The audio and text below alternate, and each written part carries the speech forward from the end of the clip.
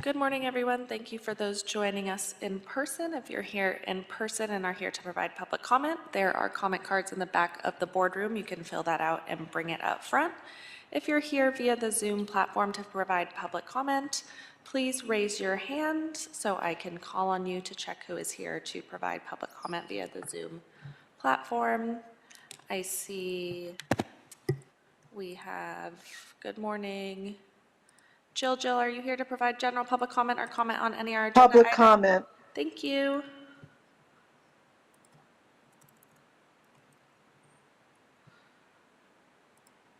Our next hand raised is Children's Voices Matter. Do you have general public comment or comment on any of our agenda items? General public comment, please. Thank you very much.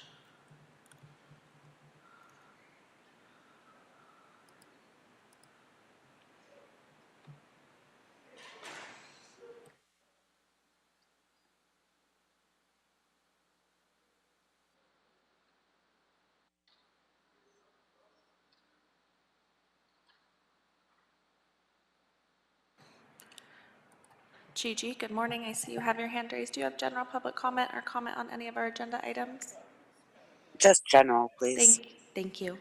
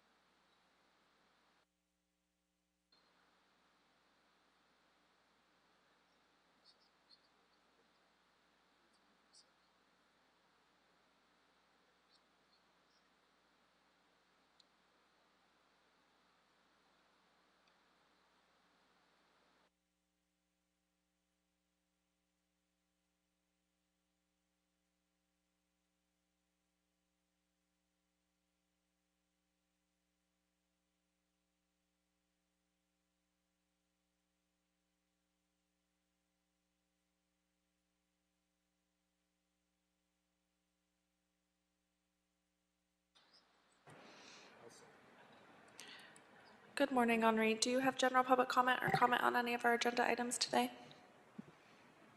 Yes, just marking down for all items and general. Thank you. Great, thank you.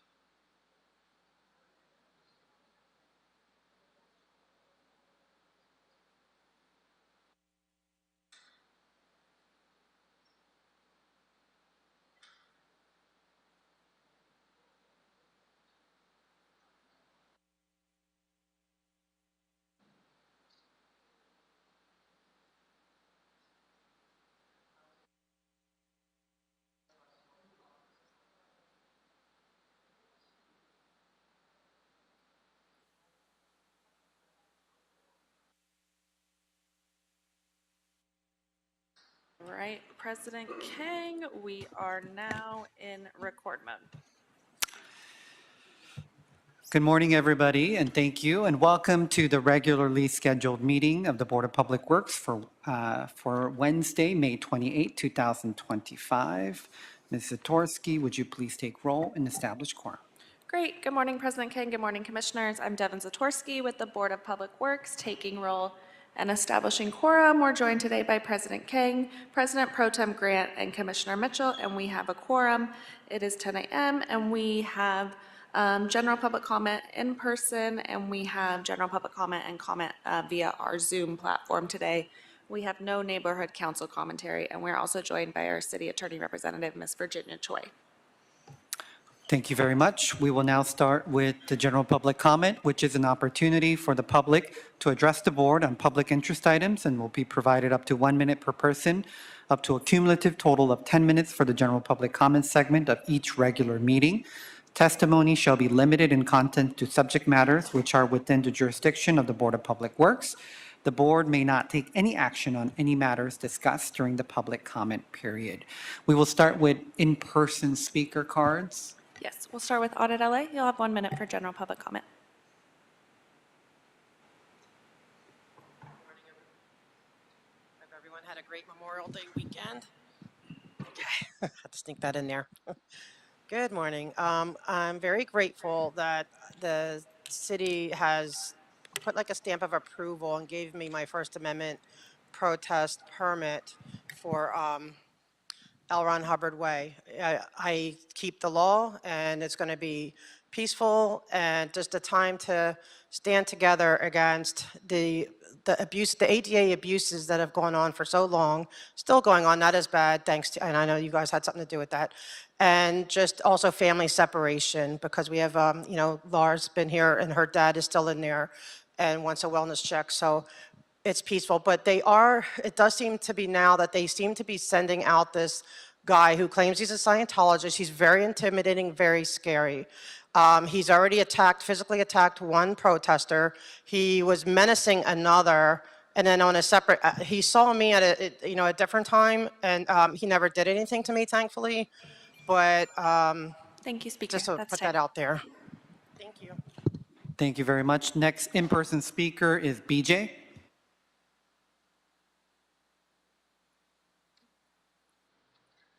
Hi, hello, good morning.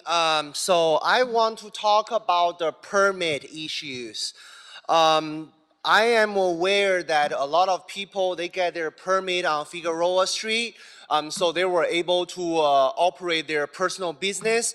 But however, when I submit my permit application to the public work, whatever department that is, but I still cannot receive my permit at L. Ron Hubbard Way. So I just believe that if everyone else, they were allowed to operate their personal business in Figueroa Boulevard, they need a permit, and I believe I have the same rights at L. Ron Hubbard Way to operating my personal Figueroa business. So I just want to make sure that our board, that why those people are allowed, given the Figueroa permit on Figueroa, but I cannot have my Figueroa permit on L. Ron Hubbard Way. Thank you very much. That's the end of our in-person comment cards. Thank you very much. We will now move to our virtual. All right, we'll start with Speaker Jill. Jill, you'll have 1 minute for general public comment. Hi, I wanted to thank you for enforcing the permit that of the event that was on Memorial Day, the day before yesterday. They seemed to be doing what they were supposed to be doing. They didn't close the street. It was a very poorly attended event. Very few people showed up. Fortunately, I didn't see adults jumping at a bouncy house, which is against safety regulations because someone could get injured, and it's also sort of weird. It just shows to you that you don't need to close the street for the public to have use every day of the week. There's no reason for that street to ever be closed. That belongs to the people of Los Angeles. Bye. Thank you, Speaker. Our next caller on oops, I'm so sorry. Let me reset that. Our next caller on the Zoom platform is Children's Voices Matter. Speaker, you'll have 1 minute for general public comment. Thank you. Greetings, everyone. Danny Montalvo cut his finger off as a child Scientologist while laboring for Scientology. Serge Oblensky lost his arms in a firework accident. He was a child Scientologist. Miriam Francis essayed repeatedly as a child in Scientology and blamed for it by her own father, which was later covered up. 17-year-old Mexican girl sustains a head injury in Clearwater, Florida in 2017 in Scientology.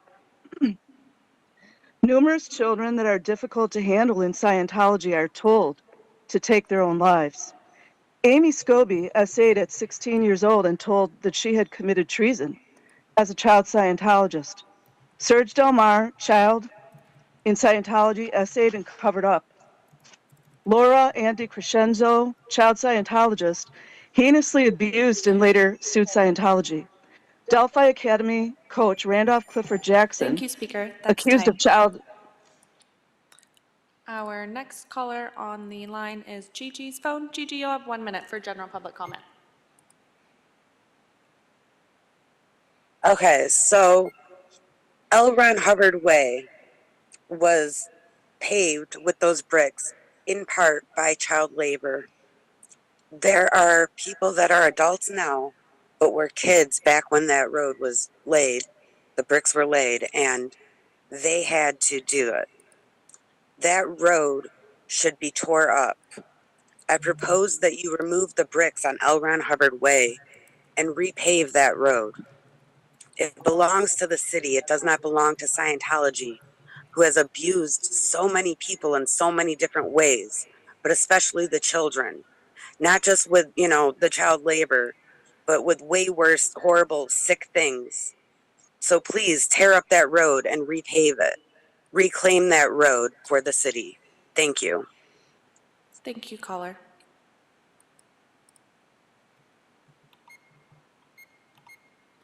Our next hand raised is Henri. Henri, you'll have 1 minute for general public comment.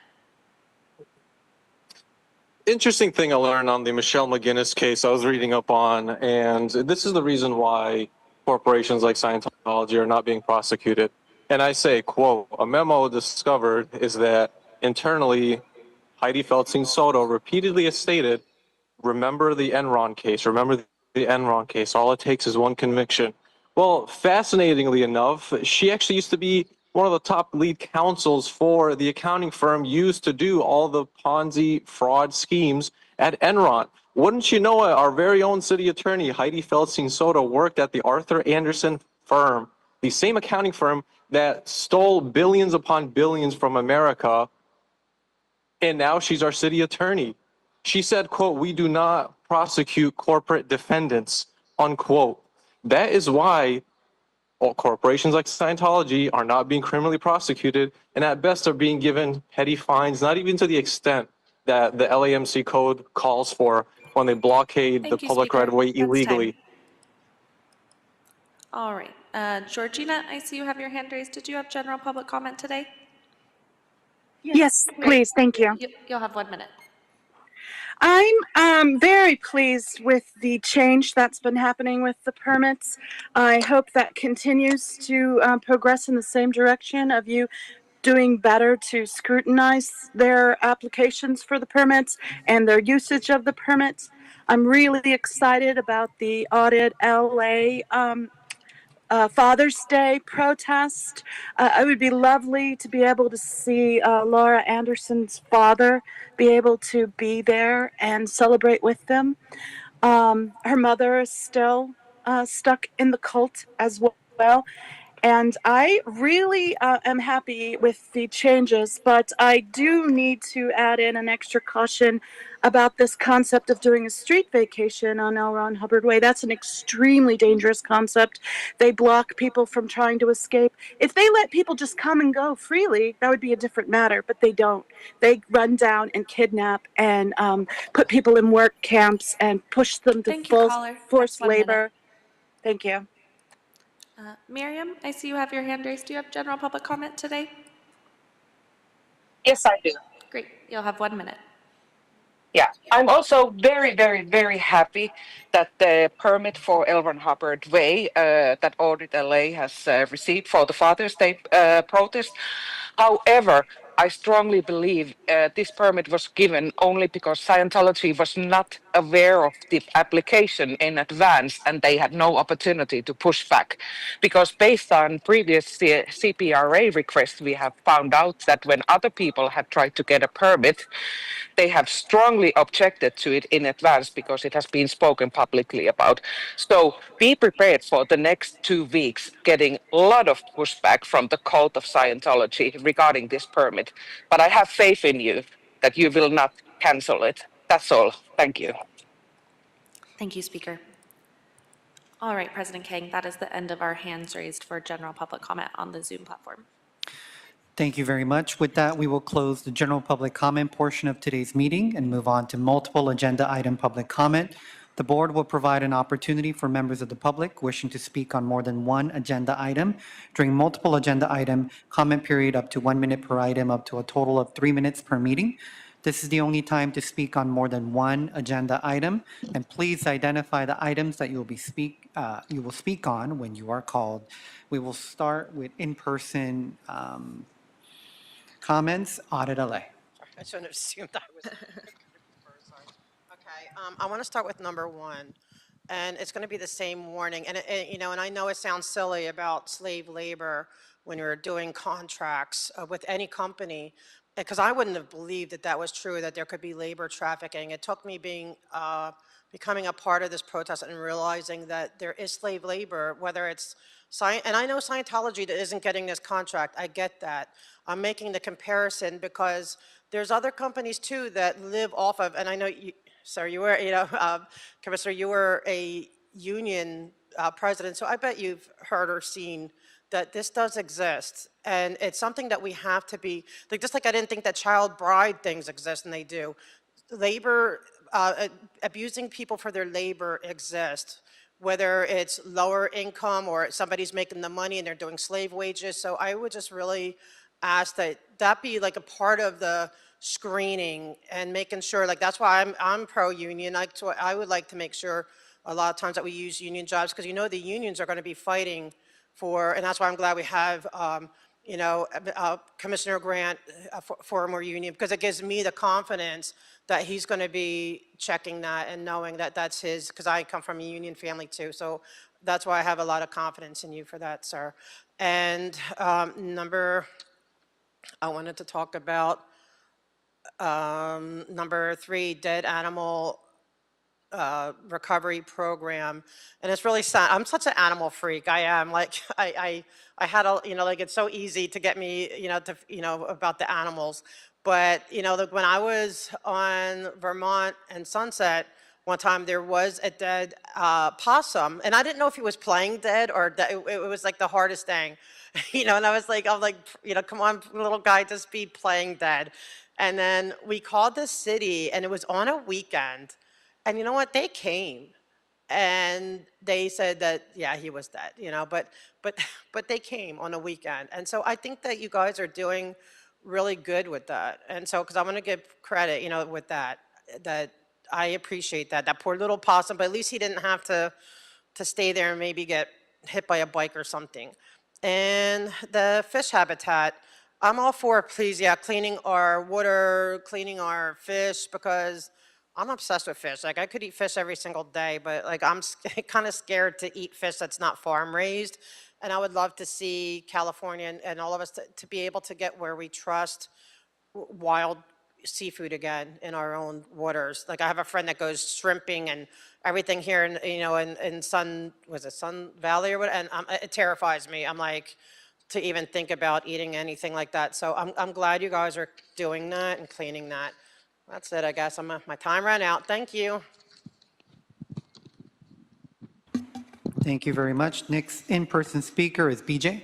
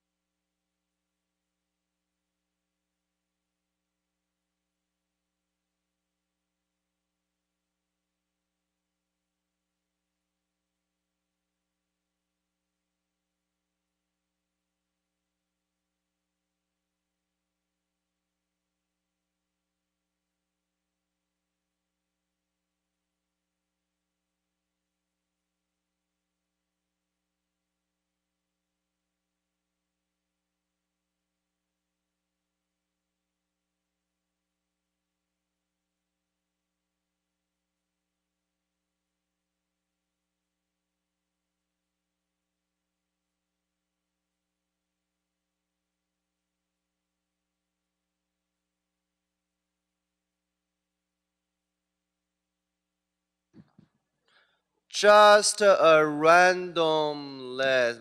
You should give me that 20 seconds back, by the way.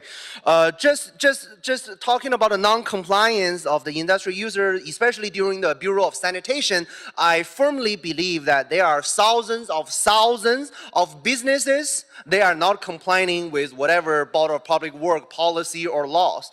Because the reason why we have air pollution, we have the river pollution, we have a lot of the beaches, you know, the Venice Beach, those water are so dirty.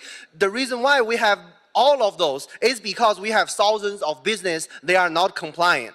But the thing is, does public work ever enforce anything? No. But I can give you an example of the Bureau of Sanitation. We cannot find enough toilet on the street. So one time, I have to urinate on the street. I receive a $300 citation from the LAPD. So they enforce me really well. They enforce me so good. But if there's a $1 million company are polluting the air, polluting whatever, not abiding the laws of Bureau of Sanitation, I see there's no punishment. I see there's no enforcement. So, long story short, everyone wants clean air. We want to go to clean beaches, on weekend. So I want to make sure our public work enforce those businesses the same way they enforce on me.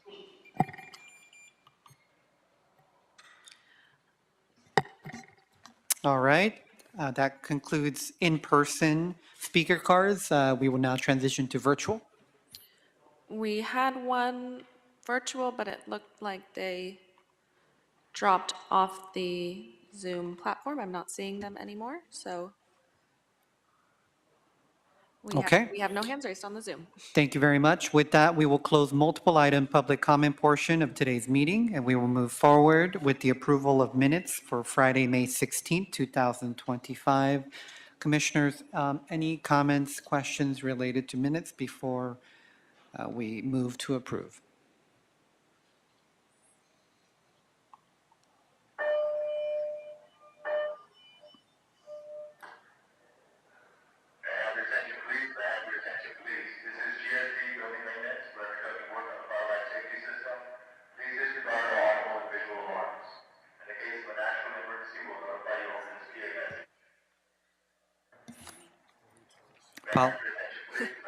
Apologies for the interruption.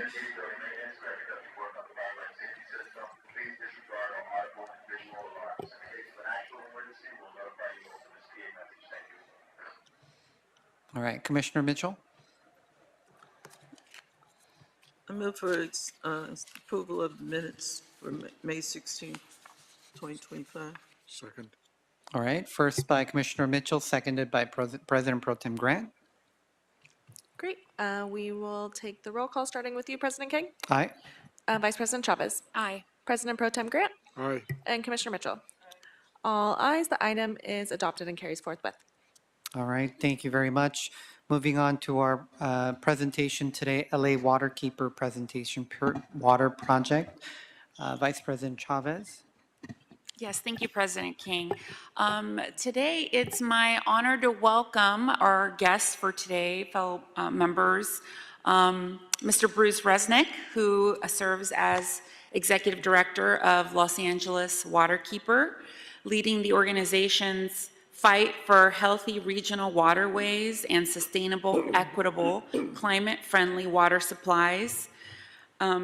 Today, I've asked Bruce to come and introduce the work of LA Waterkeeper to us here at the Board of Public Works. They do very important work, and thought it would be great for us to learn more about their mission and previous work.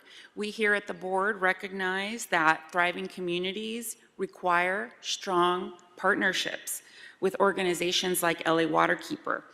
Currently, our Bureau of Sanitation and the Department of Water and Power are working together on a transformative pure water project, as we know, and input and leadership of organizations like LA Waterkeeper are crucial to the success of the initiative. We're committed to collaborating with environmental advocates to develop policies that prioritize both environmental health and community well-being By combining our public sector resources here with expertise and the community connections with leaders like Bruce and LA Waterkeeper, we can create more effective solutions that improve equitable access to clean water for all our residents. This partnership approach is essential as we work together to build a sustainable and equitable water future here in Los Angeles. So thank you, Bruce. Thank you very much. Is that good? So thank you very much for this opportunity. My name is Bruce Resnick. I'm the Executive Director of Los Angeles Waterkeeper. And I have been in that role for 10 years. In that time, I've actually worked individually with a number of folks on the Public Works Board, but I've never actually been to a formal meeting. So this is my first time. I was just in this room at an E&E meeting the other day, but this is my first time presenting, and I really appreciate the opportunity. I know this is a fairly new board, and so we thought it was a good opportunity to talk about the work that we do largely in partnership with many of the agencies under your purview.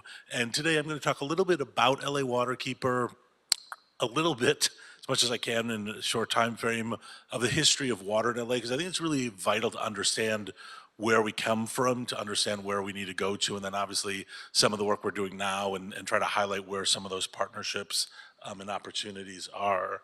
So in terms of LA Waterkeeper,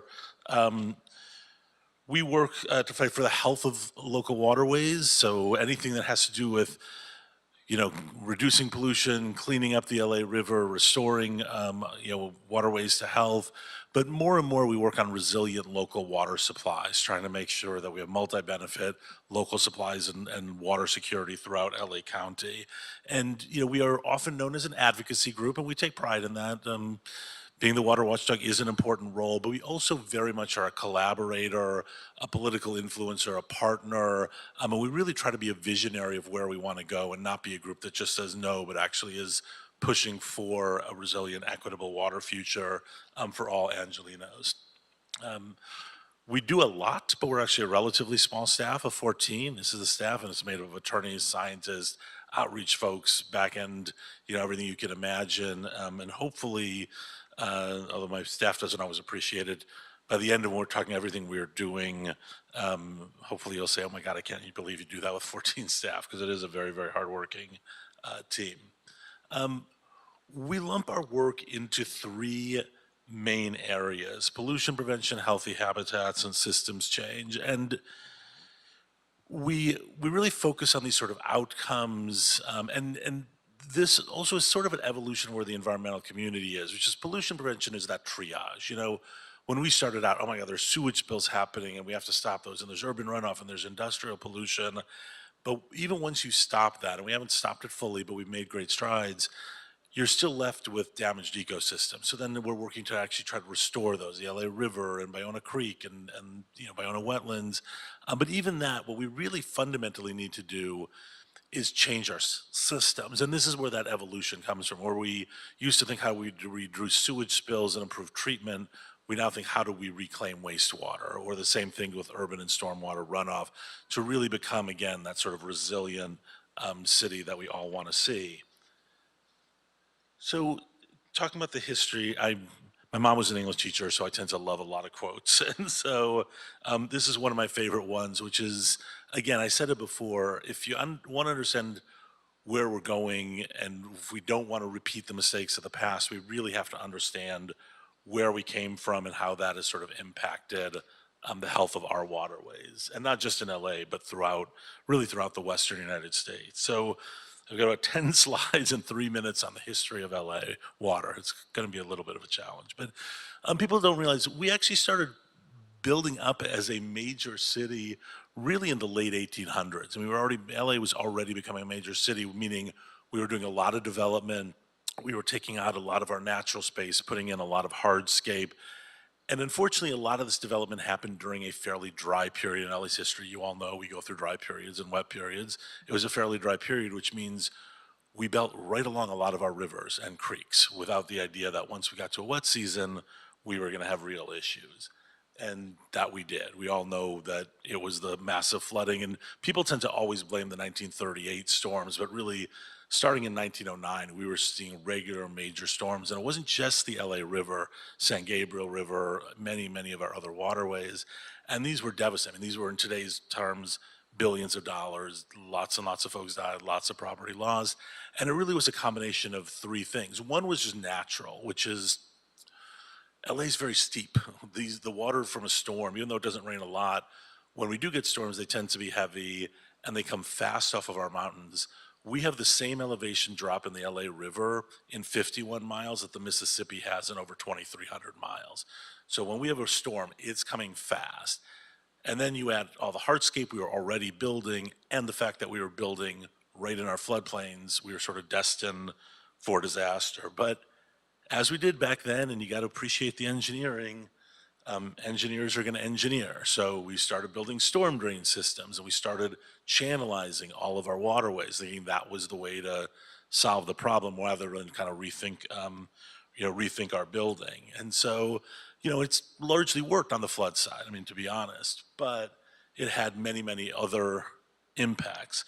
The first one is pollution, and this is a slide of all of our impaired waterways. So 99% of our assessed bays, harbors, estuaries, lakes, reservoirs, wetlands, as well as 582 miles of shoreline rivers, streams, don't meet federal Clean Water Act standards for bacteria, metals, I mean, every kind of, pesticides, DDT, every kind of contaminant you imagine. Virtually every waterway is red and is contaminated because moving all this water really became this sort of super highway of taking pollution from our streets, our roads, our businesses, our homes, again, and all of those carry different kinds of pollutants as quickly as possible into our waterways. But the other big impact was we didn't let nature do its job of recharging our groundwater. And LA is very rich with groundwater basins, and maybe the best is the San Fernando Valley Basin, because you've got wonderful soils and we're right above a groundwater basin, and upper San Gabriel as well. And so, everything became about moving water, our most precious resource, as quickly away from the city, the region as possible, which of course would have its own impact. But again, we thought we could get away with that because we just had the mentality, William Mulholland famously, there it is, take it with Owens Valley, is we could just import this never-ending water. And it started in 1913 with the LA Aqueduct, which later got expanded to bring from Mono Lake. In the 20s and 30s, we created Metropolitan Water District to bring Colorado River to Southern California. 50s and 60s, Edmund Pat Brown, the State Water Project, which is the picture on the right, to bring water from the Bay Delta. And we just thought this could be sort of a never-ending source of water. And where that's left us today is we are still hugely dependent on imported water. And countywide, it's about 60%, maybe up to 2/3, depending on the year, imported. City, we're still at about 90% imported water from LA Aqueduct and the other sources.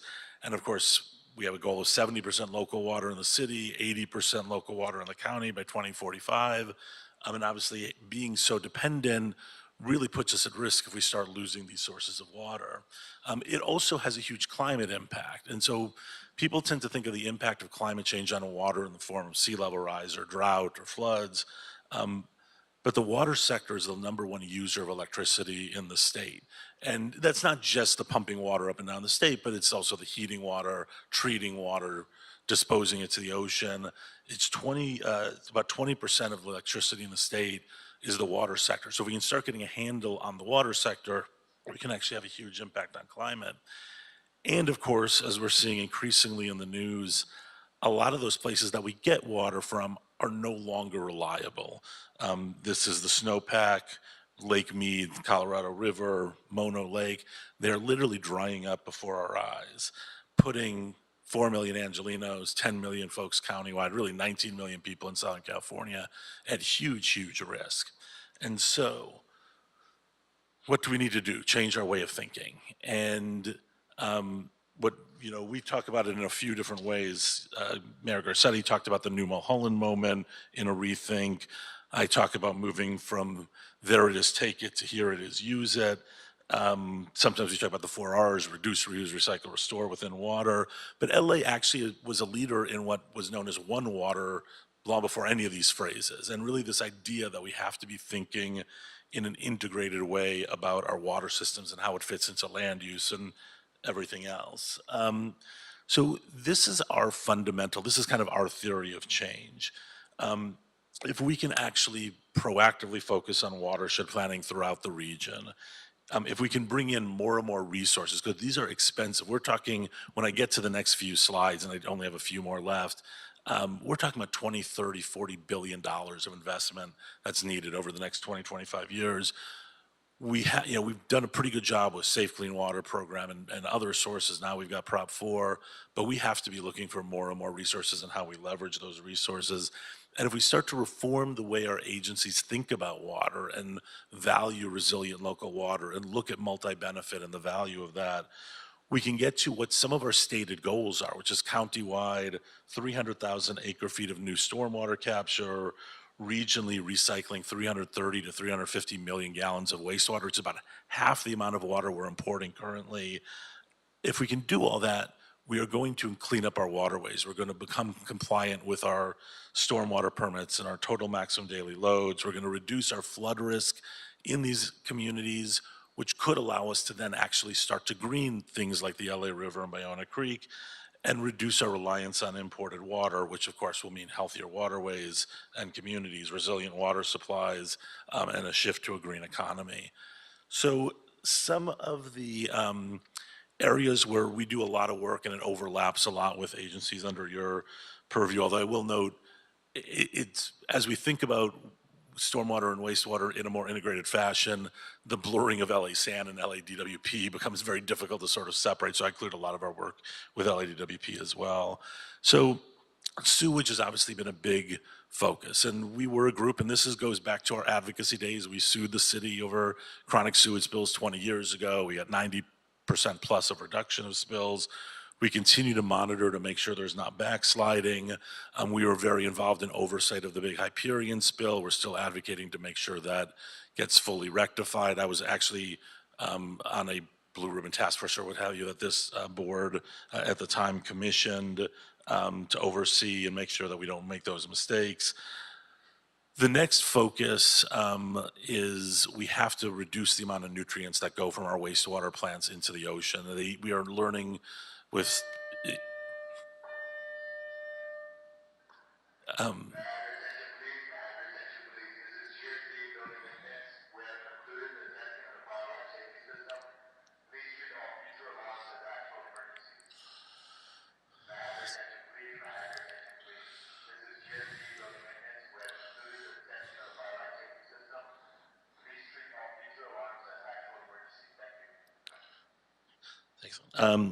so one of the things, and if you're following the news at all and you're seeing these incidents of harmful algal blooms and domoic acid and these kills of wildlife in the ocean, which is just devastating and heartbreaking, a lot of the reason of that, the baseline, is the amount of nutrients going from our large wastewater facilities into the ocean. So that in itself is going to be a really massive investment. I think the good news, and there's not a lot of good news with that, but we're already looking to transform our wastewater facilities into water purification facilities where we're purifying that water, recharging our groundwater basins. And so we have been very, very actively involved and supporters of the Tillman plant, Pure Water Los Angeles. We have been advocating at the federal and state level for more funding for these projects. And as I said, in the city's case, this could be 180, 200 million gallons of local water, which dramatically, again, that's about half the amount that we're importing, could dramatically reduce our imports. And just in general, we are there out advocating for maintaining our sewage infrastructure and proper staffing. We were very involved in a lot of the recent budget debate where we saw a lot of the agencies under the purview of this board that were going to take a really big hit, and we were helpful in staving off some of those cuts. The next big issue that we work on is stormwater, and obviously this is a big, again, a partnership with LA San and LADWP. On the more traditional side and the more watchdog side, we track the stormwater permit, the MS4, make sure the city is complying, other cities in the region. We oversee, as well as the city, other permits, industrial permit, construction sites, commercial facilities. And again, another thing to work on, another thing that we really helped advocate at the board to maintain, or the city council maintain funding for that work at the city. Low impact development, we saw rollback of that ordinance. We continue to advocate for going back to the old low impact development and make sure that's enforced properly. But probably the biggest thing that we're working on is Safe Clean Water Program. Again, thinking of stormwater and runoff not as a pollutant, not as a waste product, but as a way to recharge our groundwater. And if we can do that with green space, we can address another huge issue of park poor communities in LA, which gets us to another issue outside of the purview of the city, but green schools is a really, really big passion. I'm a product of LAUSD. My parents were teachers at LAUSD, and we really need the city to join with the NGO community to push on LAUSD that has been very slow in adopting the idea of greening our schools. And again, we're advocating for continued resources to LA SAN and our agencies to be able to do all this important work. Big third area is habitat and green space. We are very, very actively involved in trying to restore the LA River. We helped to protect, hopefully, the one staff person left in the city who works on the LA River, who works at a Bureau of Engineering, which shows what people think about the LA River. It's managed by the Flood Control District of the County of the Army Corps, which is a flood control and Bureau of Engineering. So we think of it as a flood channel rather than a river, and we want to get to a point where we're thinking of it as a river. And we work quite a bit on Ballona Creek and wetlands restoration. We're involved in the effort to create a new parks measure in the city. I'm on the steering committee with Rec and Parks. And then obviously Safe Clean Water Program with that 280 million is a great other way to create more green space in the region. And then lastly, we're really pushing the goal. The city has set a goal, 70% local water. We don't know how we're going to get there. And so we're working with different departments of the city, LADWP, LA SAN, and others to develop a strategic plan around reaching that 70%. Part of that is also going to be conservation, landscape transformation, groundwater cleanup. A lot of that, particularly groundwater cleanup, is actually happening pretty well, but we think we can do even more on conservation. Thinking about integrating projects, housing, transportation, green space, parks, water. We have a coalition we lead called Infrastructure Justice LA. And lastly, we're very involved in funding because, as I mentioned, none of this is possible without funding to back it. So we have supported the city and other projects countywide to get federal funding, to get state funding, budget allocations. We've actually been very active in trying to pass Measure W, and I chair the scoring committee. It was my punishment for being so active in helping pass Measure W, Prop 4. But we're looking at the next funding measures, whether it's a parks measure or a climate resilience measure, a water bond. And then lastly, I never know where to fit this slide, but for folks who don't, it's hard to grasp how much water and energy and climate are integrated. This was something Dr. Frank Loge out of UC Davis put together in 2015 when we were at the height of the drought, and we went to the 25% conservation, and we went really crazy on the conservation. That blue bar on the left shows the electricity savings because of that 25% reduction in water usage. It was the same amount as every traditional, HVAC, lighting, every traditional measure combined. And the chart on the right is the cost. It was about a third of the cost of traditional. So it just shows that when we're doing conservation, we're doing smart water policy, we really are having a huge impact on our carbon footprint and climate change. And so, it's something that we, just need to understand as we're investing. And then I always like to leave a last slide for Q&A. Again, I love quotes. This one's a little simpler. My favorite band, The Clash, Joe Strummer, The Future's Unwritten. We spent 100 years on one path, and it made us the city we are. And I am an Angelino through and through, and I love this city, and I love this region. But we can change, and we can do better. And this is a picture of Venice Beach in the 20s when we were pulling all the oil. It is not what it looks like today because we decided that was not acceptable. And I think working together, as challenging as it is, we really do have a chance to reshape LA into a more water secure, greener, more equitable, more sustainable, more resilient community. And we love to work with this board and everyone in the city on that. So I know I ran a little bit long, but thank you for indulging me. And I'm available for any questions or. Thank you very much for your presentation, and welcome to the Board of Public Works. Commissioners, any comments, questions? President Pro Tem Grant. Good morning. Thank you for the report. I'm curious around what you outlined in one of the earlier slides, your theory of change. Yeah. I understand the advocacy lawsuits and speaking before us. The two which, if you could expound a little bit upon, was the second point was around new resources. Yeah. And then the third was reforming the Metropolitan Water District, which I'm not sure if we want to get into, but I'm sort of curious in terms of what you think of those two, what you're looking at in those two areas. Yeah, no, that's a great question. So in the expanding resources, the first thing, and this is what that coalition I mentioned, Infrastructure Justice LA, was about 8 groups that actually worked on the 4 individual measures of WHAM, which was water, housing, parks, and transportation, is can we take the funding, the existing funding we have, and do a better job of leveraging it? And so if you know you've got parks funding and you know you've got water funding, can we try to leverage that to create more parks that also serve as water supply, infiltration, what have you? So let's take the dollars that we have existing and leveraging that. And of course, we have some new sources like Prop 4. And how do we make sure that each of those programs is working as efficiently as possible? This is particularly a passion of mine, Safe Clean Water, because I have been so involved and I'm very, very proud of it, but I know it can do a lot better. And so we're really working to make it work better. In terms of future sources, there's a lot of debate going on in the Capitol right now about cap and trade reauthorization and the Greenhouse Gas Reduction Fund. And again, people always think of energy and climate only with transportation and energy production. And I hope I showed you on the slides, water is so integral and yet usually gets left out. So we're trying to advocate that more money from cap and trade go to water projects.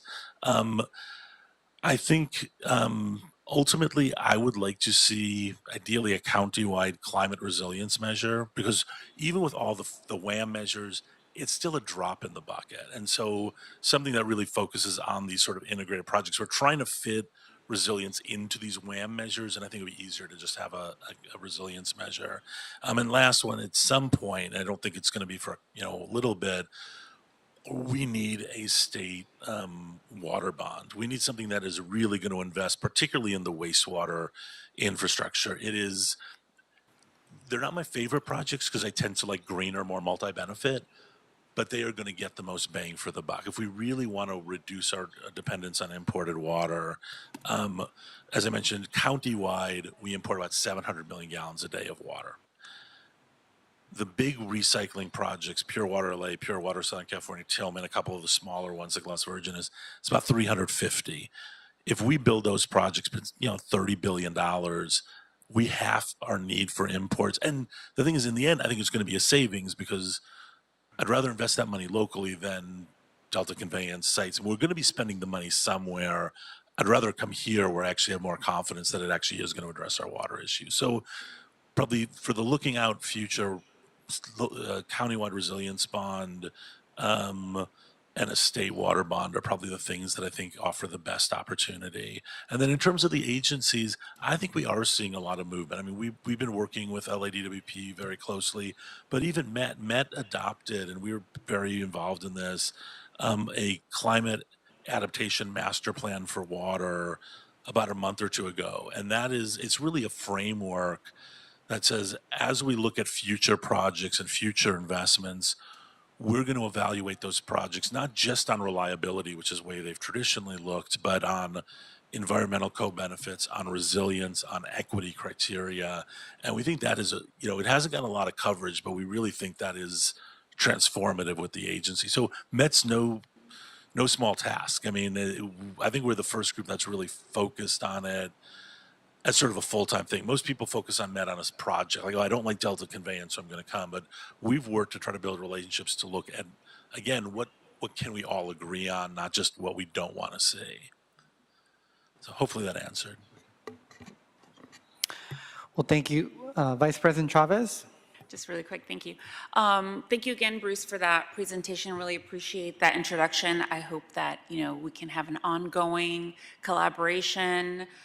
We appreciate all the work and just, institutional history that you have on the issue.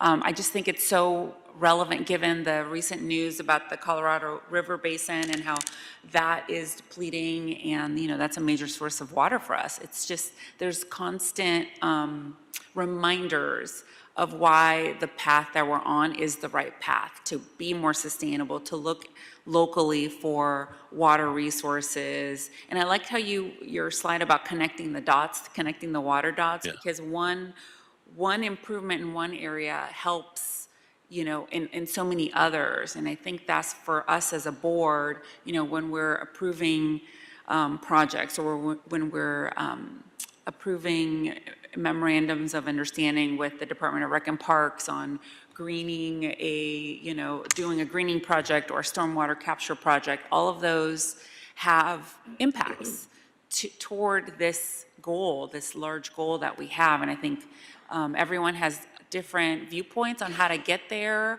And I think just, keep working together, because at the end, we all are trying to march toward the same goal. And so I appreciate your willingness to come and introduce yourself, and I look forward to working with you in the future. Yeah, no, I appreciate the invite, and I'm happy to meet individually with anybody. Obviously, it's a very passionate, water is a very complex issue, and our offices are in Little Tokyo, so it's not a far walk either way. So, All right, thank you very much for coming. thank you very much. We'll now move on to our agenda items. We have consent items 1 through 4. If there are no issues from any of our commissioners, we'll move forward with approving items 1 through 4 on consent, and I'll move. Is there a second? Second. Seconded by Vice President Chavez. Great. We will take the roll call starting with you, President King, Aye. Vice President Chavez, Aye. President Pro Tem Grant, Aye. and Commissioner Mitchell. Aye. Okay, great. Thank you. Items 1 through 4 approved on consent. All ayes. Items are adopted and carry forthwith. Thank you very much. Moving on to item number 5 in Council District 7 and 14, task order solicitation number ED 21-048-SWCA Environmental Consultants. Good morning. Good morning, Commissioners. Dr. Jan Green Rebstock. I serve as an Environmental Affairs Officer for the Bureau of Engineering. And I come to you today with resignation to ask that you approve this task order to essentially outsource the role of the city's regulatory oversight as the CEQA lead agency, typically performed by city staff, to consultants. And while it is normal for us to rely on consultants to perform our environmental reviews, this is usually performed by city staff. But there are special circumstances for me making this request. One is our grueling, budget season that we just went through. And also, one of my primary roles for the city is to facilitate the environmental reviews for the Safe Clean Water program. And while the city has been very successful in obtaining funds to do all these public infrastructure projects, they do require environmental reviews. And the Bureau of Engineering has a special expertise that it performs for the city, which is performing the role as the CEQA lead agency. We do this for BOE's capital improvement programs, but we also get asked to do this work by other departments in the city of Los Angeles that don't have this expertise. So we get approached by the zoo department, right? The animal services and others. Anywhere there's a public infrastructure or municipal facility that needs to undergo an environmental review. Right now, we have work for 17 staff equivalents for the year, and we only have 10 technical staff to do that. So that's why I'm bringing this task order request to you to serve as environmental staff support, and I hope I don't have to come in the future to make this request again, and I'm hoping that as the board and the city look forward to doing these public infrastructure projects, they see the value in strengthening the expertise and capacity of city staff to be able to provide the environmental reviews that are required to move these projects forward. And I invite your questions. All right. Commissioners, thank you very much for coming. Are there any single item public comment for item number 5? There are not. Okay. Do commissioners have any questions or comments related to item number 5? Was a board report submitted for this item? Yes. What's It's, if you'd like, it is highlighted to support the Silmar Channel and the Hollenbeck Park Safe Clean Water projects. So these are one of 8 programs that the city has been awarded, where we're having to align staff needs to support the environmental reviews, all anticipated to be EIRs, to allow for the construction of these projects. And EIRs require a considerable amount of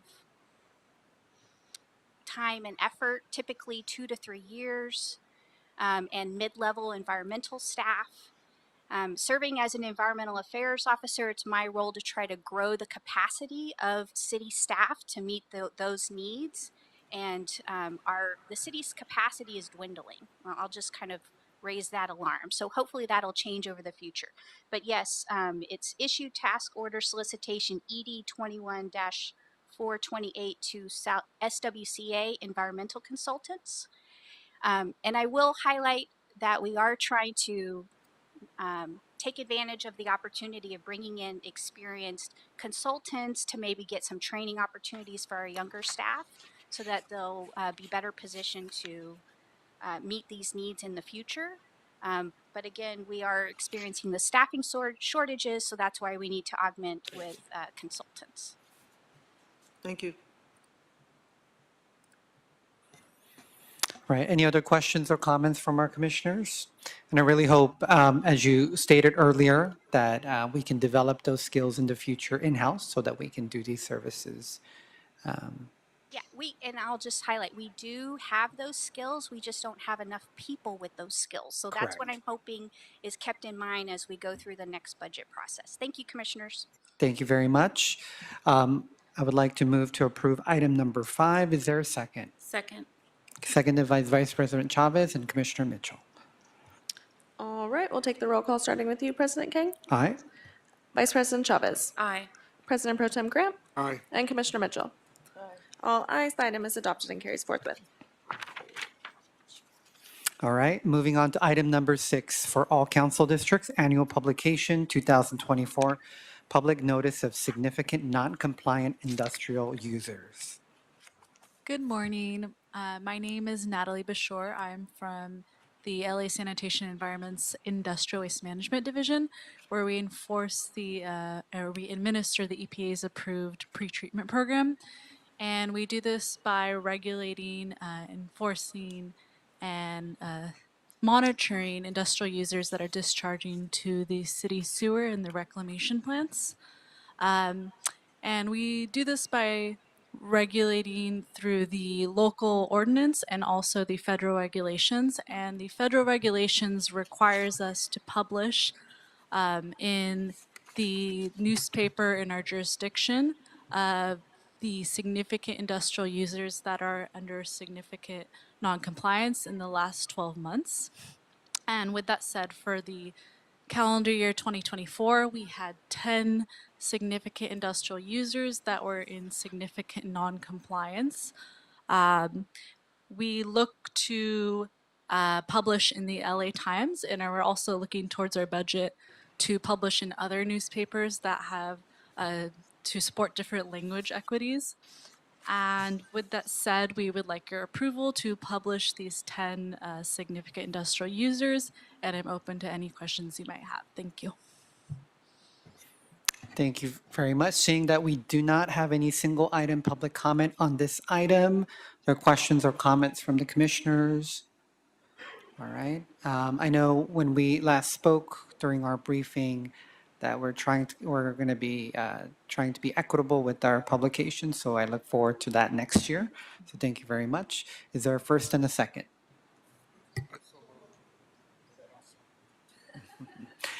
President Pro Tem first and seconded by Pro Tem Grant first and then seconded by Commissioner Mitchell. Great, we'll take the roll call starting with you, President King. Aye. Vice President Chavez. Aye. President Pro Tem Grant. Aye. And Commissioner Mitchell. Wonderful. All ayes. The item is adopted and carries forthwith. Thank you very much. Moving on to item number 7 for Council District 6, contract award to Ford EC Inc.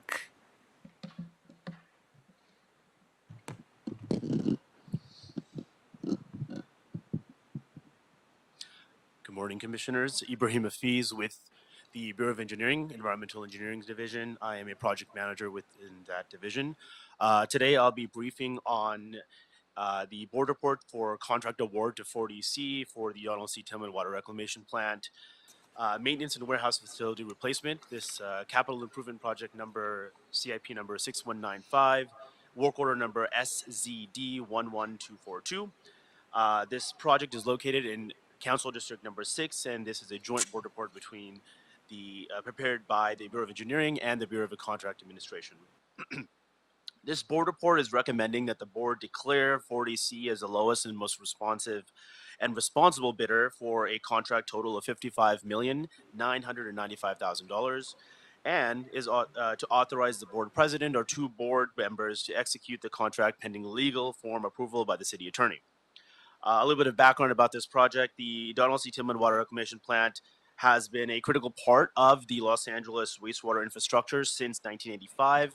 When it was originally built, it was built to treat 40 million gallons per day of wastewater.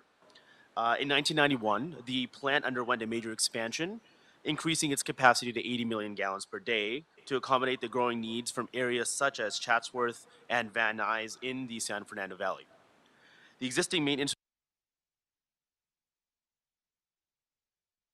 functionally obsolete and inadequate for sustained increased personnel and equipment loads, meeting modern operational safety and efficiency standards.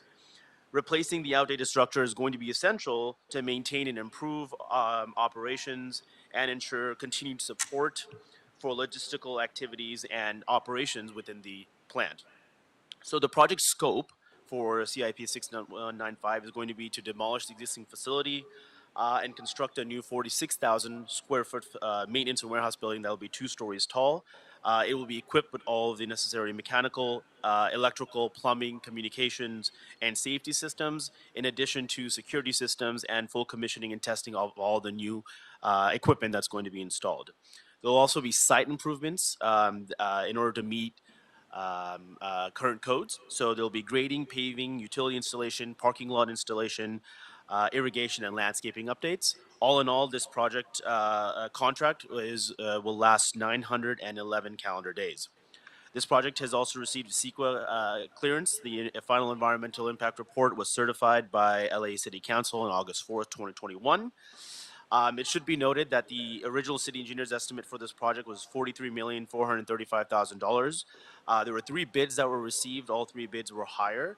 However, Ford EC's bid was the lowest, most responsive bid of 28.92% over the city engineer's estimate. However, upon further review, the bid was considered reasonable based on the scope and current market trends. The project is also subject to BIP compliance. So I'll just go over really quickly the individual categories, the goal, and then the pledge from the contractor. So for minority business enterprises, the goal was 10%, and the contractor pledged 0.84%. Women-owned business enterprises, the goal was 4% and a 4.91% pledge from the contractor. Small business enterprise, 25% goal and a 8.49% pledge. Ethnic business enterprise, 8% goal and 5.86% pledge. And then DVBE is a 3% goal, 0% pledge from the contractor. And finally, other business enterprises. There was no goal particularly, but the pledge was 39.93% from the contractor. All in all, the total subcontracting participation is 56.17%, which is well above the 25% minimum that was part of the bid requirements. The Bureau of Contract Administration has done their thorough review of the contractor to make sure they're in compliance with all city policy requirements and all bid requirements. And the contractors also worked with the city in the past. So they have 4 contracts totaling $41.5 million. And they have no unresolved issues or compliance failures reported by the BCA. So we're looking forward to working with them and having that number go to 5 successful contracts. In conclusion, the total approved budget for this project is $58,794,000. This includes the $55 million contract and a contingency of $2.8 million. The funding source is the Sewer Construction Maintenance Fund. There is no impact to the general fund, and appropriations for future years will be allocated as cash becomes available. In summary, we are requesting to declare 40C as the lowest, most responsive and responsible bidder, and award the contract in the amount of $55,995,000 and authorize the contract execution post legal form approval. That concludes my briefing, and I'll open the floor up to any questions that anyone might have. Thank you very much. I see that we do not have any single item public comment for item number 6. 7, my apologies. Are there any questions or comments from commissioners? All right, is there a first and a second? Second. All right, first by Commissioner Mitchell, seconded by Vice President Chavez. Great. President King. Aye. Vice President Chavez. Aye.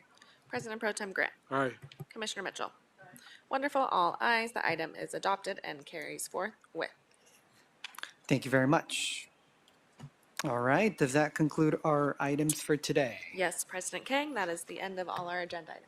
Thank you very much. Our next meeting will be on Friday, May 30th, 2025. The meeting is adjourned at 11.